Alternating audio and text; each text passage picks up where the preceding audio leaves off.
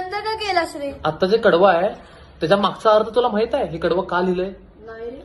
तर 1972 साली महाराष्ट्रामध्ये भीषण दुष्काळ पडला होता. अक्षरशः उपासमारीची वेळ आली होती. मग लोक काय खात होते? तर सुकडी नावाचा लाल गहू भारतानं आयात केला होता. तो गहू अमेरिकेमध्ये जनावरांना खायला घालायचे आणि आपण गणपती बाप्पांना तर तांदळाच्या मोदकाचा निवेद दाखवतोय. तर या गाण्यातून आपण गणपती बाप्पांना असं सांगतोय की तुला मी तांदळाच्या मोदकाचा निवेद आज दाखवू शकत नाही.